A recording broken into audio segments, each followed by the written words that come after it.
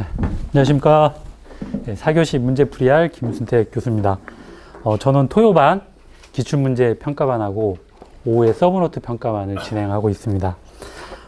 제 평가 과정을 좀 간단하게 소개를 해도 될까요? 저는 이제 기출문제 평가반은 오전에 하고 있는데요. 저의 중점 포인트는 우리가 정규 과정하고, 그 다음에 심화 과정하고, 그 다음에 이제 기출문제 분석반 올라오잖아요. 올라와서 그 다음에 평가반으로 가면 잘 써집니까? 안 써집니까? 잘 안 써지죠.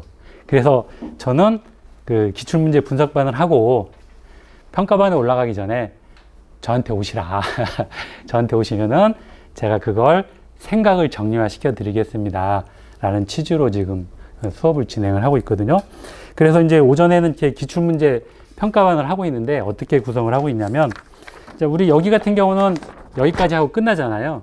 근데 여기까지 하고 공부를 하고 이 평가를 본다면 이 머릿속에 남는 게 없고 자기가 어떤 게 정리가 되어 있지 않기 때문에 이 시험장 가서 쓰려고 해도 써지지가 않아요.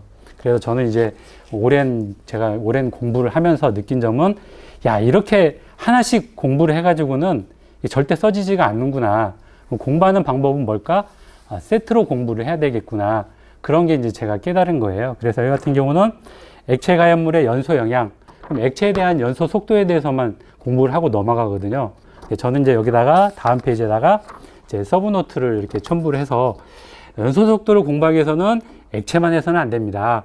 고체, 액체, 기체로 구분을 하고 이것을 세트로 공부를 하셔야 됩니다. 이런 식으로 공부를 하고 있고, 그 다음에 여기서 특별히 중요한 건 이제 기체가 많이 나옵니다. 기체에서는 충돈 이론과 전이 상태 이론이 나오는데 요것 같이 공부를 하셔야 되고, 충돌 이론에 대해서는 쓰고 싶은 말이 많을 거예요. 하지만 크게 세 가지로 분류를 해야 됩니다. 그런 식으로 이제 구분을 해서 하고 있고요. 그 다음에 이제 거기까지 하시면 안 됩니다. 우리가 기본적으로 예전에 했던 연소의 분류도 한 번 좀 훑고 지나가야 됩니다. 연소의 분류란 고체, 액체, 기체로 나눠지는데 여기에서는 다른 부분으로 이렇게 분류하고 있습니다라고 한 식으로 계속적으로 이런 형태로 저는 오전에 가시고 있고, 제 수업을 한 2회 정도 들으신 분들은 효과가 있다. 그리고 이번 시험 볼 때 심심하지 않게 재밌게 봤다라고 얘기를 하더라고요. 그리고 마찬가지로 보면 소화설비용 충합펌프가 빈번하게 작동하는 주요 원인과 대책을 설명하시 이렇게 하나 하잖아요. 요것만 해가지고는 또 이게 기억에 남질 않아요. 저 같은 경우는 94회 때 이게 한 번 더 나왔고요. 그 다음에 요걸 하기 위해서는 우리가 소방펌프와 충합펌프의 특징을 아셔야 됩니다. 거기에 대해서 한 번 더 정리를 해서 설명을 드리고요. 그 다음에 거기에서 충합펌프가 빈번하게 기동 정지되는 원인까지 이런 세트로 해가지고 제가 교육을 강의를 하고 있습니다. 그리고 오후에는 여기 보면은 기출문제 평가반은 이렇게 나눠가지고 제가 했지만, 그 오후에 서브노트 평가반은 과목별로 해가지고 연소부터 해가지고 소방, 전기, 위험물, 기계 1, 2, 3, 4 해가지고 서브노트 위주로 해가지고 공부를 하고 있거든요. 제가 추구하는 건 공부는 세트로 하셔야 됩니다. 이게 추구하는 목표입니다. 그래서 기출문제 분석반까지 다 하시고, 그 다음에 평가반에 올라가셨는데 잘 안 써지신다. 안 써진 데는 다 이유가 있다. 이유는 내가 개념을 못 잡아서 그런다. 개념은 어떻게 잡아야 되냐? 세트로 공부해야 된다. 이게 제가 추구하는 목표니까 공부하시다가 힘드시고 잘 안 써지시면 저를 한번 찾아오시면 감사하겠습니다. 자, 평가하도록 하겠습니다. 자, 4-1 이번 문제 보면, 자, 스프링클러 설치 제외도 마찬가지예요. 자, 설치 제외하면 저는 항상 강의할 때 설치 제외는 크게 세 가지를 공부하셔야 돼요. 제일 먼저 방화구역 완화 기준 공부하셔야 되고요. 그 다음에 스프링클러 설치 제외 공부하셔야 되고요. 그 다음에 감지기 제외 공부하셔야 됩니다. 그랬더니 전번 차수에는 방화구역 완화 기준이 나왔고, 이번에는 스프링클러 헤드 설치 제외가 나왔잖아요. 그럼 다음에 뭐가 나올 것 같습니다? 감지기 설치 제외가 나올 가능성이 많다라고 저는 하거든요. 그래서 공부를 할 때 이렇게 하나하나 하면 이빨이 빠져요. 이빨이 빠지면 이게 계속 뒤에 따라가면서 공부를 하거든요. 그래서 저는 세트로 공부해 놓으면 딱 그 목을 지키고 있으면 반드시 때가 되면 그 문제가 나오게 돼 있다라고 보는 겁니다. 그래서 여기서는 이제 스프링클러 설치제 제가 암기를 했어요. 근데 여기서는 문제 분석을 좀 잘 하셔야 됩니다. 화재 안전 기술 기준에서 정하는 바에 그러면 내가 화재 안전 NFTC에서 이거 순서대로 앞머리를 딱 땄어요. 근데 이대로 쓸 것인가? 아니면 이것을 화재 안전 기준 해설서에 나와 있는 대로 분류를 해가지고 할 것인가? 순간적으로 고민을 하셔야 돼요. 그래서 여기서는 화재 안전 기술 기준에 정하는 바에 따라 분류하라고 했으니까 내가 암기하고 있는 걸 어떻게 분류하지? 그러면 크게 세 가지로 나눌 수가 있습니다. 제일 먼저 쉽게 볼 수 있는 것은 얘는 화재 발생 가능성이 없어. 왜? 거기에는 가연물이 없기 때문에 화재 발생 가능성이 없어. 그러니까 여기는 헤드가 설치가 필요하지 않은 장소야. 그 다음에 두 번째는 여기 병원이야. 병원에는 같은 경우에는 헤드를 설치해가지고 수술 중이나 헤드가 터지면 치명적인 2차 사고를 발생할 수 있잖아요. 그래서 치명적인 2차 사고를 야기할 수 있는 장소. 그다음에 하나는 좀 이제 고민을 하셔야 돼요. 하나는 뭘까? 그러면 이제는 얘는 화재 하중이 좀 부재하거나 아니면 그 헤드가 열 감지에 대한 시간이 좀 지연된다거나 아니면 살수장애 및 또 도달이 불가한 장소가 뭘까? 그럼 이거 실효성이 없는 장소구나. 이렇게 크게 세 가지로 나눠서 적었으면 하고요. 그 다음에 이제 실무에서는 그 실효성이 적은 장소에 보면 실무에서도 많이 써먹어요. 천장과 반자가 불연재료로 된 이게 많이 나오잖아요. 요것만 항목으로 별도 해가지고 시험에 많이 나옵니다. 천장과 반자가 불연재료로 된 그러면 여기 보시면 실무에서 소방감리하고 되게 많이 싸우고 여기 우리가 놓쳐가지고 나중에 천장 반자 뜯고 시공하는 경우가 되게 많아요. 자, 보시면 여기는 우리는 슬라브라고 유형하죠. 얘를 놓고 얘를 우리는 일반적으로 천장이라고 하고 이 밑에 설치한 것을 우리는 반자라고 하잖아요. 반제. 네. 그러면 여기서 화재 안전 기준은 천장과 반자가 불연재료로 된 그러면 여기는 기준을 뭐라고 했냐면 2m 미만이라고 딱 얘기를 했습니다. 그쵸? 실무에서 놓치는 게 이 부분이에요. 천장과 반자가 불연재료로 된 그래 오케이. 근데 실무에 가보면 이 천장 높이가 되게 높은 데가 많아요. 보통 4m, 5m 되면 이 반자가 얼마까지 내려오냐면 2m를 초과해서 내려오거든요. 그럴 경우에는 이 안에는 우리가 보면은 배관 같은 데는 보온재를 하잖아요. 그러면 불연재료만 100% 존재하겠어요? 등기구도 있을 것이고 보온재도 있을 것이고 그러면 여기에는 분명히 가연물이 존재해요. 그래서 요것만 띄워가지고 문제가 많이 나와요. 천장과 반자가 불연재료로 된 할 경우는 2m 미만이고 2m 이상이 될 경우에는 어떻게 하겠습니까? 여기다가 반드시 헤드를 설치를 해야 된다 합니다. 헤드를 설치하면 뭐가 따라가야 된다? 네, 자탐 설비까지 같이 따라가야 됩니다. 그거까지 구분해 주시면 좋을 것 같습니다. 그리고 실무에서 보면 이제 그 설비직들이 되게 민감한 부분이 있어요. 여기 보시면 6번 항목에 펌프실, 그 밖의 이와 비슷한 장소 하잖아요. 이 실무에서는 펌프실이라고 하면 헤드가 설치가 안 돼요. 근데 현장에 가면 뭐라고 되어 있냐면 기계실이라고 되어 있습니다. 기계실이라고 되어 있으면 어떻게 해야 된다? 헤드를 설치해야 돼요. 왜? 여기에는 기계실이란 말은 없거든요. 그래서 가서 도면 검토할 때 반드시 기계실이지만 기계실은 헤드를 설치해야 되고 펌프실은 헤드를 설치하면 안 됩니다. 그래서 만약에 도면 봐가지고 기계실이라고 되어 있으면 헤드를 설치하고 만약에 빼고 싶으면 그 명칭을 펌프실로 통일을 시켜야 됩니다. 아셨죠? 자, 그렇게 하고 하나 더. 자, 고득점을 맞으려면 여기 3개까지 하시면 안 되고 우리 화재 안전 기술 기준에 의하면 마지막에 나와 있습니다. 연소할 우려가 있는 개구부는 드렌처 설비를 설치하는 경우에는 헤드를 설치하지 않을 수 있다. 요거까지 들어가 있거든요. 그래서 앞으로는 스프링클러 헤드 설치 제에 나오면 반드시 드렌처 설비까지 반영을 해주시고 드렌처 설비에 대한 설치 기준까지 정리를 해주시기 바라겠습니다. 다음 페이지. 자, 4-2는 종합방제실은 제가 이제 이렇게 수업을 하면서 이게 텀이라는 게 있잖아요. 그래서 저번에 이제 수업을 할 때 반드시 종합방제실이 나올 때가 도래했습니다. 그런데 아니나 다를까 이번에 탁 종합방제실이 나왔더라고요. 그래서 저도 깜짝 놀랐고요. 자, 종합방제실 같은 경우에는 우리가 무난히 다 암기법을 따서 외우고 있죠. 예. 하여튼 법규 같은 경우는 내가 많이 외운다고 해서 많이 읽는다고 해서 이게 암기가 되질 않아요. 법규를 만약에 내가 공부를 한다. 그러면 제일 먼저 하셔야 될 게 앞머리를 먼저 따셔야 됩니다. 그래서 앞머리를 따고 이 앞머리가 떠오르고 앞머리가 떠오르면 단어가 떠오르고 단어가 떠오르면 그 다음에 문장을 암기하는 순서로 하셔야 돼요. 그렇게 해야 이빨이 안 빠져나가지 내가 그냥 막연하게 법규를 문장으로 암기한다면 시험장에 가면 이빨 빠진 게 되게 많아요. 그러면 열심히 공부를 했지만 나중에 평가점수 딱 보면 이빨 빠진 게 많기 때문에 그렇게 고득점이 나오지가 않아요. 법규는 항상 제가 앞머리를 따라 이렇게 말씀해드리고 그 다음에 저희 기출문제 평가반에 오면 이런 것들은 제가 다 앞머리를 따서 계속적으로 강요를 하고 있습니다. 자, 그러면 이제 종합방지실이 나왔으면 제 느낌에 뭐가 나올 것 같냐? 저는 소방계획서가 한번 나올 때가 됐습니다. 소방계획서가 나오다가 요즘 안 나왔거든요. 그래서 때가 돌아온 건 소방계획서가 한번 나오지 않을까? 저는 이렇게 조심스럽게 예측을 해보고 있습니다.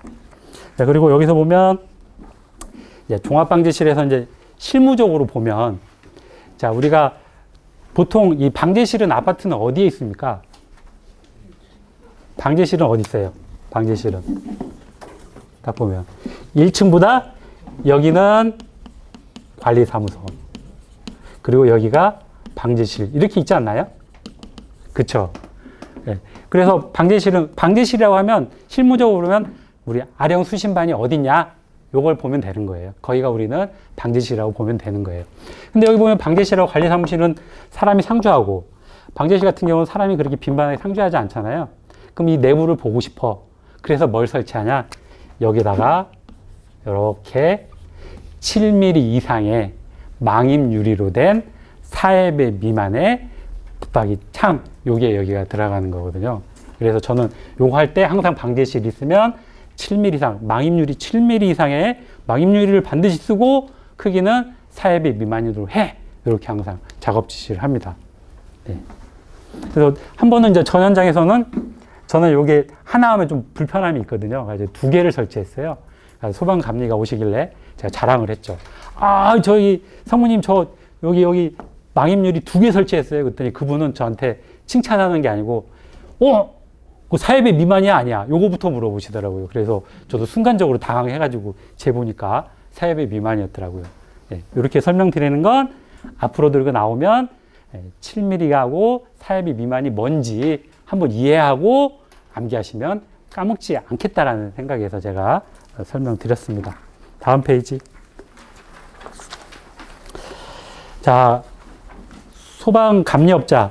요거 문제는 기출문제를 조합해가지고 냈더라고요. 자, 감리업자가 수행할 업무에 대해서는 우리가 수시로 많이 나왔고, 그 다음에 공사감리 결과를 통보할 감리 결과 보고서에 첨부할 서류는 128회 때 4-1번 문제고, 완공검사 제도의 문제점도 128회 때 나온 거예요.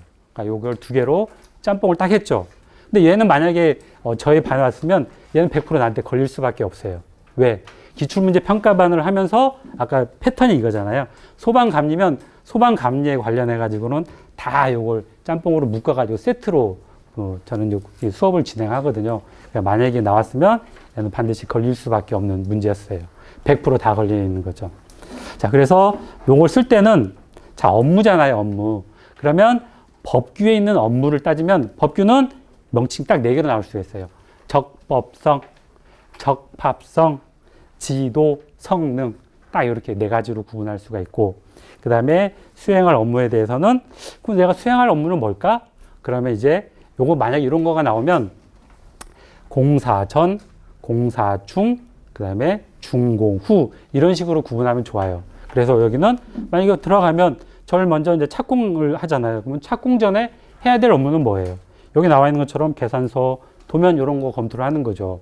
그 다음에 시공 중에 내가 해야 될 거. 그럼 시공이 다 끝났어. 그럼 준공점이 돌아왔어. 그럼 준공 시점에 내가 해야 될 거. 이렇게 구분을 해서 공부를 하면 여기 있는 것이 그렇게 어렵지 않아요. 근데 이런 것을 생각지 않고 처음부터 이걸 내가 계산서 확인, 감리 업무 이렇게 암기하면 단지 암기로 끝나고 그 다음 날이 되면 절대 생각나지 않아요. 그래서 이런 거 나오고 또 용접도 마찬가지예요. 용접 시 화재 위험 요소 그러면 공사 전, 공사 중, 공사 후 이렇게 구분해서 좀 더 세분적으로 공부하셨으면 좋겠습니다. 자, 첨부해야 할 서류 같은 경우는 한 번 정도 해보신 분들은 다 아실 수 있는 내용이고, 자, 완공검사 제도는 이건 되게 정말 고마워해요. 왜냐면, 자, 건축은 필증을 받기 위해서 여기 나와 있는 사용 승인 신청서를 언제 제출한지 아세요? 준공하기 2주 전에 제출해요. 2주 전에. 왜? 걔네들은 2주 전에 제출하면 요거 검토해가지고 관에서는 일주일 만에 필증이 나오거든요. 그러면 우리는 언제 해요?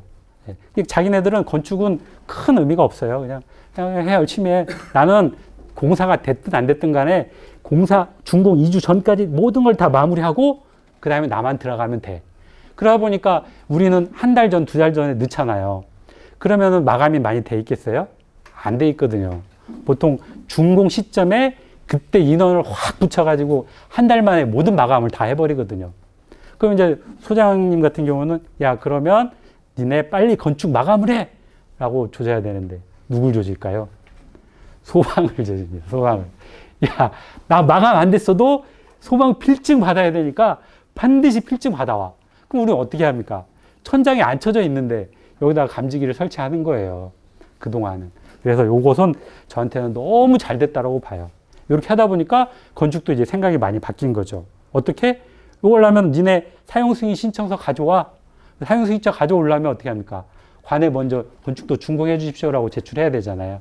그럼 한 달 전에 제출하니까 우리도 그만큼 시간적 여유를 확보하고 같이 마감할 수 있는 그런 계기가 된 게 바로 요거 첨부해야 될 서류 중인 것 같습니다. 그래서 저는 상당히 현장에 있을 때 많은 도움을 받았어요. 다음. 자, 4-4번. 형식승인 및 제품 검사의 기술 기준. 이게 꼭 하나씩은 나오죠. 네, 하나씩은 나오죠.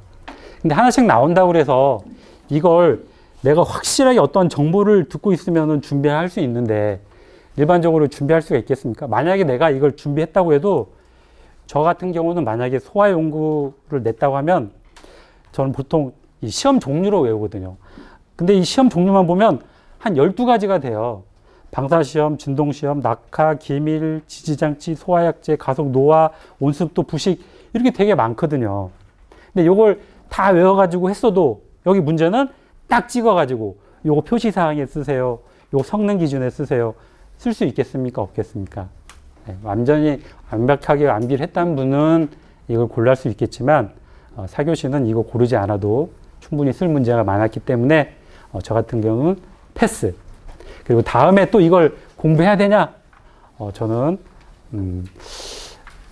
당분간은 요거에 대해서는 좀 놓겠습니다. 왜냐하면 이런 제품 검사 및 기술 기준에 대해서는 어떤 방재신문에 이슈가 됐다거나 그럴 경우에는 그거에 대해서 전략적으로 이렇게 할 수는 있겠지만 이거 시험에 대비해가지고 하면 이거 하면 뭘 까먹는다? 우리가 그동안 공부했던 걸 많이 놓칠 수가 있거든요. 그래서 우리가 평상시에 공부 많이 했던 거 그거 이주대로 가져가시고 그 다음에 우리 원장님 계시지만 원장님이 시험 전에 딱 찍어주잖아요. 딱 그것만 해서 가져가시라 이거죠. 시험에 합격에 도래가 한 사람들은 그 기운이 딱 맞아 떨어져요. 그래서 우리가 기출문제 충분히 준비해가고 해준 것만 딱 해서 그게 나왔다. 그럼 바로 패스. 이런 식으로 준비해 주시기 바라겠습니다. 여기서 보면 마지막에 방출량은 방사효율 설계값에 플러스 마이너스 10%로 돼 있잖아요. 요건 이제 그 어떤 제품마다 충전된 약재량 있잖아요. 충전 약재량. 약재량에서 방출량. 내가 여기 충전량이 있는데 이거에 대해서 방출량은 그거에 플러스 마이너스 10%를 기준으로 한다. 이렇게 이해하시면 되겠습니다. 다음. 자, 4-5번. 자, 거실 재현. 자, 거실 재현이 나오면 딱 이렇게 공부를 이제 혼자 하셔야 돼요. 근데 거실 재현만 하면 안 돼요. 자, 재현이 나오면 저 같은 경우는 딱 얘기합니다. 재현 설비는 NFTC 501과 501A로 나눠져 있습니다. 501은 거실 재현을 의미하는 거고요. 거실 재현은 청결층 확보가 주 목적입니다. 501A는 부속실 재현으로 방연 풍속과 차압을 위해서 여기에 대해서 인명 안전, 피난의 어떤 공간을 확보할 수 있는 게 시스템입니다. 라고 딱 정의해 놓고 그 다음에 이제 거실 재현이 나오면 거실 재현에 대해서 특정 소방상을 설치하는 설치 대상 나오잖아요. 그러면 또 요것도 설치 대상 요 하나만 딱 외우잖아요. 그럼 여기 가면 단독 경보용 설치 대상 물어보고, 여기 가면 물 분무 등 소화 설비 물어보고, 여기 가면 자탑 물어보고 하면 그거 나올 때마다 공부하실 거예요. 그래서 이것도 나오면 특정 소방물 대상을 설치하는 대상 하나 딱 법규로 정리해가지고 앞머리 따가지고 정리를 해 놓으셔야 돼요. 그래 놓고 요 문제가 기출 문제 할 때마다 요거 나왔다. 그럼 거기 대상 보고 이런 식으로 계속적으로 반복적으로 공부를 하셔야 이게 써지는 거지. 요거 하나 딱 보고 가지고 써지냐? 그렇진 않아요. 그래서 항상 설치 대상물도 할 때 그렇게 앞머리를 따놓고 하시면 됩니다. 만약에 필요하다. 저희 기출문제 분석반에 오시면 제가 정리 다 해드렸습니다. 그렇게 보시면 되고요. 자, 설치 면제도 마찬가지예요. 설치 면제는 뭐냐면, 니네 이거 거실 제한을 설치를 면제하고 싶어? 면제하고 바꿔주시면 이것과 동등 이상의 설비나 조건을 만족하는 경우에는 이거 면제 해가지고 면제 조건 표 하나 있어요. 그 표에서 딱 나오는 게 여기 나와 있는 사항이거든요. 자, 그러면 제일 좋은 설비는 거실 제어는 공조기, 공기조화 설비와 제연 설비는 덕트를 별도로 하는 게 가장 좋아요. 네. 근데 제연 설비를 별도로 하면 우리한테는 너무 좋은데 실질적으로 여기 거실에 천장과 반자를 이렇게 나오잖아요. 그럼 여기 안에다가 만약에 넣으면 제연 덕트도 넣어야 되고 공조기도 넣어야 되고 그러면은 이 반자가 나오겠습니까? 안 나오겠습니까? 대체적으로 나오질 않아요. 그럼 어떻게 하냐면 공조 설비 덕트를 활용해 가지고 제연 설비를 해야 되거든요. 그때 가장 주의할 점은 뭐냐면 시퀀스예요. 시퀀스. 근데 현장에서는 시퀀스를 별로 검토를 안 해요. 그냥 도면에 있으니까 해. 근데 이걸 시퀀스를 잘못하지 않을 경우에는 어떤 거예요? 제연 경계 구역과 어긋나는 경우가 되게 많아요. 그래서 공기조화 설비를 할 경우에는 이 설비를 겸용을 하는 것을 의미한다라고 보시면 되고, 자, 두 번째는 직접. 제일 좋은 건 뭐겠습니까? 연기를 직접 배출하는 게 제일 좋겠죠. 그에 대한 설명으로 나와 있는 겁니다. 그렇게 보면 되고, 그 다음에 노대. 노대는 이제 뭔지 다 의미하시죠? 네, 노대. 노대는 우리가 요 거실에서 밖으로 나갈 수 있도록 구성된 부분. 그래서 피난 계단과 연결된 부분을 우리는 노대라고 하죠. 그렇게 보시면 되겠고요. 자, 설치 제외 기준은 요거는 우리 NFTC 기준 제일 끝허리에 나와 있는 내용이에요. 그래서 요걸 어느 정도 알고 있는 분들은 쓰셨겠지만 이거에 대한 컨셉은 그래요. 보면 왜 여기 보면은 숙박시설의 객실이잖아요. 근데 여기 보면 이거 특징은 발코니예요. 발코니. 자, 발코니가 있다는 것은 우리가 외부적으로 쉽게 나갈 수가 있고 발코니가 있기 때문에 실내 거실에 찬 전기가 직접 배출될 수 있잖아요. 그래서 특정 부분에 대해서만 이렇게 정의를 하고 있고, 그 다음에 사람이 상주하지 않는 기계실, 전기실 그 부분에도 설치 제외 기준으로 딱 명확히 나와 있습니다. 그렇게 이해하시면 되겠고요. 다음은 애비전원. 자, 애비전원도 옛날에, 자, 요즘은 소방하기 정말 좋아졌어요. 왜냐하면 옛날에는 비상발전기를 설치하잖아요. 자, 비상발전기를 설치하는 기준은 세 가지가 있다. 첫 번째, 소방 전용 발전기로 설치하는 거. 소방과 비상부하를 겸용으로 하는 거. 예, 이렇게 하다 보니까 옛날에 우리 시공사 같은 경우는 겸용으로 많이 써요. 왜냐하면 별도로 설치하면 시공비가 많이 들어가잖아요. 근데 겸용으로 쓰면 소방감리가 항상 저를 찾아와가지고 저를 괴롭힙니다. 왜? 소방부하는 반드시 100%로 부하를 반영해라!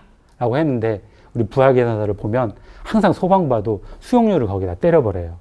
그러니까 소방감리가 와가지고 소방부하는 무조건 100% 하시오!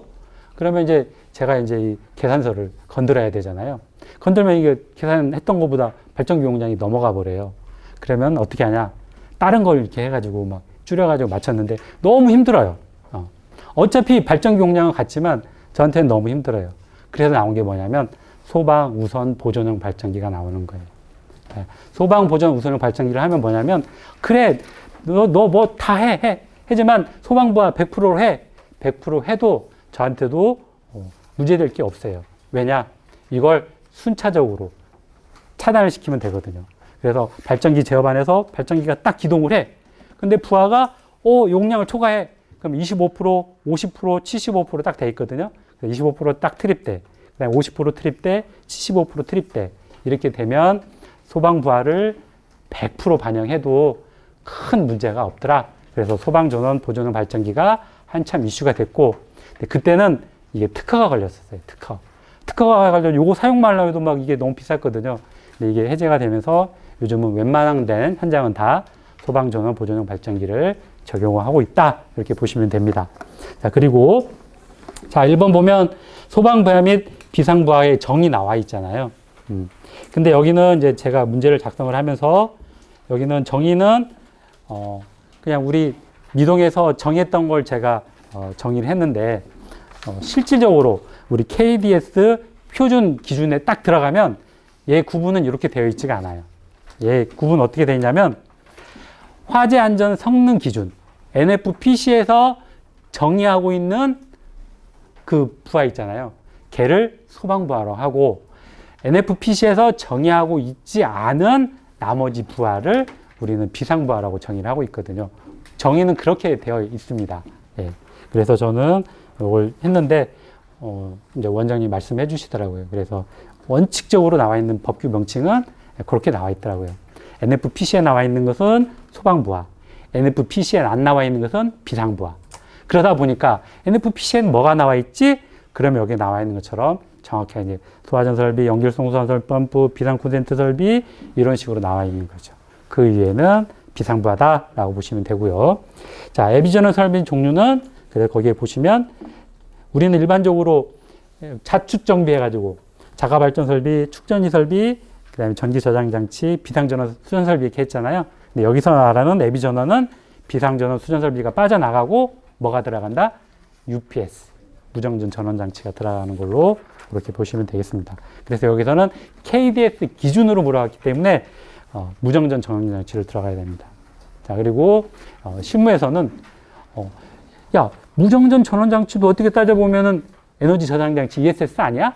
이런 게 많이 논란이 돼 있었거든요. 그래서 소방청에서도 이거 지뢰신을 해서 기준이 지침 내려왔어요. UPS 용량도 20kg 이상이 되면 얘도 동일하게 에너지 저장 장치 기준을 적용해라. 실무에서는 UPS도 20kg 이상이 되면 ESS 동일하게 시스템을 반영하고 있습니다. 배출 설비라든지 그렇게 정의하고 있고요. 그 다음에 여기 나와 있는 자가 발전 용량 산정 방법. 네. 자, 요거 발전기 용량을 산정할 때는요, 제일 큰 게 뭐냐? 제일 큰 건 우리 소방부하로 보면 주펌프란 말이죠. 주펌프하고 나머지 부하를 구분을 해야 됩니다. 왜? 우리가 이제 일반적으로 비상부하가 막 돌고 있다가 상시전원 돌고 있다가 어떤 화재가 발생했을 때 주펌프가 딱 동작을 해요. 주펌프가 동작한다는 건 그 현장 내에서 가장 큰 펌프가 동작할 때 제일 마지막으로 기동을 하면 어떤 현상이 있으세요? 전압 강화가 생긴단 말이죠. 전압 강화가 생겨서 이 용량이 발전기 용량이 큰 건 그냥 상관없이 돌아가는데 조그만 어떤 소규모 현장에서는 아니면 규모가 되게 커가지고 주펌프가 용량이 크다. 주펌프가 기동할 때 이 발전기가 돌아가다가 딩딩딩딩 하다가 탁 꺼져버려요. 그래서 발전기 용량을 산정할 때는 여기 나와 있는 펌프를 다 제거하는 거예요. 펌프를 제거하고 뭘 한다? 여기 나와 있는 것처럼 시그마 P를 딱 먼저 계산을 해요. 이 시그마 P는 뭐가 있어요? 이 시그마에는 전동 이 펌프에 관련된 게 딱 빠져 있는 거죠. 빠져 있는 거고 그 이외에 모든 부하를 합계를 해. 근데 옛날 같은 경우는 고조파라는 걸 생각을 안 했어요. 근데 여기는 세 가지로 딱 구분이 돼요. 그래서 공부할 때 자, 발전 용량을 계산할 때는 제일 먼저 펌프의 용량을 다 제거를 하셔야 됩니다. 네. 그래서 그 나머지는 PML 이런 식으로 제가 설명을 하거든요. P에는 뭐가 있냐? 세 가지가 있습니다. 세 가지가 뭐냐? 그 중에 고조파를 포함한, 고조파를 제외한 부하. 그 다음에 고조파를 포함한데 UPS를 제외한 나머지 고조파. 이렇게 나와 있거든요. 근데 요즘은 부하 계산서를 보면 요즘 아파트는 다 LED 100%를 쓰고 있거든요. 그래서 여기에 보면 여기 거의 다 땅으로 되어 있어요.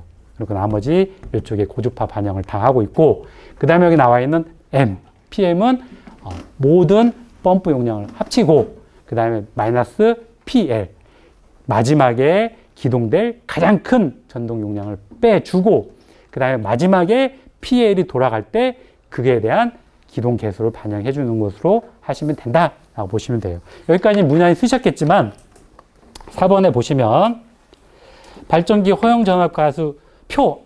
저도 이건 표에 대해서 제가 실무적으로 자 여기 보시면은 그 부하계산서 보시죠. 발전기 정수하고 발전기 허용 전압 강화율을 보시고 거기에 대해서 선정하면 됩니다라고 했는데 여기에 대해서는 관련 식과 그 다음에 표를 정리하라고 딱 나왔습니다. 이거 혹시 쓰신 분 있나요? 저희 반에는 한 분은 있더라고요. 한 분은 있었는데 근데 이것도 이제 앞으로는 비상발전 용량 나오면 요거까지 다 공부하실 수 있도록 하고요. 그 대신에 허용 전압가수 K 있잖아요. K를 보면 K는 저 같은 경우는 델타 E 마이너스 델타 E 그 다음에 XD 솔로 정수라고 했어요. 왜 이렇게 했냐면 다른 데 같은 경우는 이게 델타 V 100 마이너스 델타 V 곱하기 XD 이렇게 돼 있거든요. 이렇게 되면 여기는 퍼센트로 들어가는데 여기는 퍼센트 유니트로 들어가야 되거든요. 만약에 20%라면 얘는 0.1을 집어넣고 여기는 20%를 집어넣어야 되거든요. 그래서 그것을 좀 간단하게 하려고 이렇게 했어요. 이렇게 하는 것은 여기도 0.2, 여기도 0.2 집어넣으면 되거든요. 만약에 요걸 우리가 관계식을 알고 있었다면 여기다가 이 표 집어넣어가지고 하면은 웬만한 건 다 맞게 떨어지거든요. 그래서 이 식을 알고 있었다면 조금 접근이 가능한데 이 표를 통째로 암기하라고 하는 것은 조금 무리였지 않았나 그렇게 싶어요. 근데 앞으로는 요거에서 표가 나왔기 때문에 같이 이제 공부를 해 놓으실 수 있도록 그렇게 해 주시기 바라겠습니다. 자, 그럼 한번 더. 자, 그럼 발전기 정수 XD하고 발전기 허용 전압 강화율이 나오잖아요. 자, 발전기 허용 전압 강화율은 우리 케이블 전압 강화 많이 했잖아요. 예, 그거하고 마찬가지예요. 그래서 기준에 가면 이제 현장에 딱 가면 우리 현장은 발전기 허용 전압 강화율을 내가 15% 하겠어. 15%는 뭐냐면 사용 전압이 380이다. 380에 15%예요. 0.25. 예, 까지가 허용 전압 강화율이 걸리는 거죠. 예, 만약에 20%다. 그러면 허용 전압 강화율이 20%까지 허용되는 거예요. 근데 우리 내 담당자 입장에서는 허용 전압 강화율은 가능하면 작은 게 좋잖아요. 그리고 케이블도 마찬가지예요. 허용 전압 강화율을 뭐 15%로 해야지 20%로 하면 굵기가 엄청나게 차이가 나면서 나중에 준공 후에 많이 불려다닐 수 있어요. 그래서 그런 것은 양보하시면 안 돼요. 그 다음에 발전기 정수. 발전기 정수는 뭐냐면 아까 소방펌프를 제일 마지막에 탁 돌렸잖아요. 돌렸을 때 요게 전압 강화가 얼마나 많이 심하냐. 그러면 25는 내가 이거 발전기라면 전압 강화가 되게 심한 거예요. 그리고 전압 강화가 심하다는 것은 더 내부적으로 들어가면 선로 정수라는 것은 발전기 내부에 존재하는 리액턴스. 리액턴스에 대한 저항의 변화가 심한 거야. 저항의 변화가 심하면 뭐가 커요? 전압 강화가 커지잖아요. 예. 근데 여기 나온 것처럼 발전기 정수가 20으로 돼. 20으로 되어 있는 것은 리액턴스, 가장 큰 전동기가 기동을 해도 리액턴스 변화가 작은 거. 그럼 어떤 게 더 좋겠습니까? 맷집이 좋으려면 20, 적은 게 좋잖아요. 그래서 실무에서 간다면 발전기 정수를 작은 걸로 적용을 하고 허용 전압 강화율도 15 이렇게 하거든요. 그래서 전 현장에 보면 부하계산서 하면 20하고 15로 적용을 하고 있고, 만약에 발전기 정수가 커진다. 그럼 어떻게 됩니까? 발전기 용량이 커지는 거예요. 왜냐? 25하고 15 하면 1.13인데 1.42가 되잖아요. 그럼 너 리액턴스의 맷집이 조금 안 좋아? 그럼 발전기 용량이 커져야 되는 거예요. 그래야 마지막에 펌프가 돌을 때 발전기가 드랍되지 않아요. 계속적으로 돌 수 있게끔 하는 게 발전기 정수다. 그런 식으로 이해하시면 좋겠습니다. 자, 이렇게 오전에 너무 긴 시간 동안 하셨는데 힘드시죠? 배고프시죠? 그래서 제가 빨리 끝내드렸습니다.